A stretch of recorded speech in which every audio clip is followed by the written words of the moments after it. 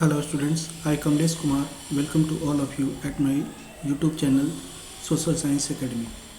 In this video, we are going to discuss about the REITs.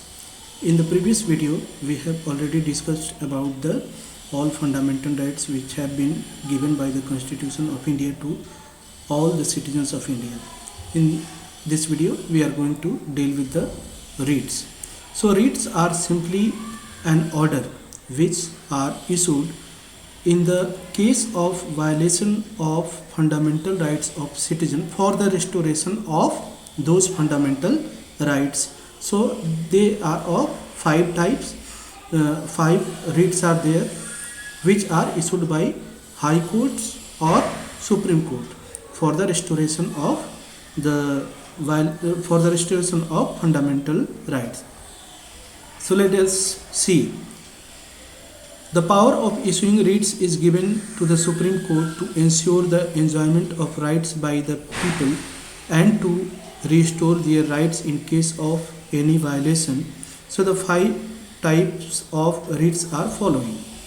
So these writs, WRITS, it's pronounced like writs, not rights. So you must read it writs. So they are of five kinds. They are simply an order. The first is habeas corpus. It is read as habeas corpus, which means an unlawfully detained person may be produced before the court to find out whether the detention was legal or not. It is the most valuable right for the protection of personal liberty. So, if anybody is arrested and he or she is detained in prison, he or she must be produced within 24 hours of the arrest to the nearest magistrate. So, if any detention is illegal or not sanctioned by law, so the high courts or supreme court can issue such habeas corpus order or writ to the concerned authority for the violation of such right and the restoration of such right. The second one is mandamus. Mandamus is issued when a public servant has failed to perform a duty.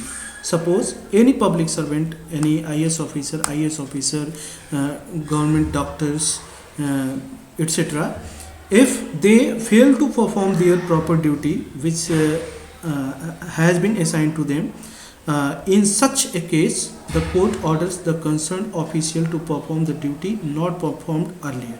Means, if anybody is not performing his or her duty and they are public servant, the court can issue such order to the concerned person, individual, for the proper performance of their duties.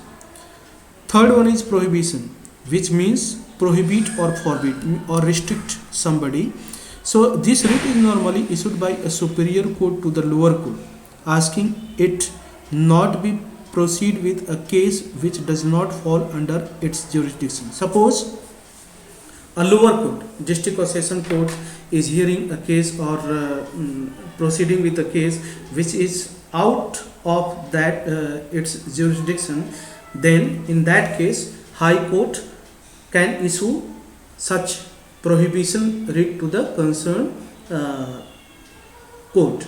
Or any high court is hearing the court case which is out of its jurisdiction, then Supreme Court can issue the prohibition to the concerned high courts. So likewise this happens. The fourth one is quo warranto, which is issued to restrain a person from acting in a public office to which she or he is not entitled. Suppose a doctor is qualified to perform the duty of a doctor.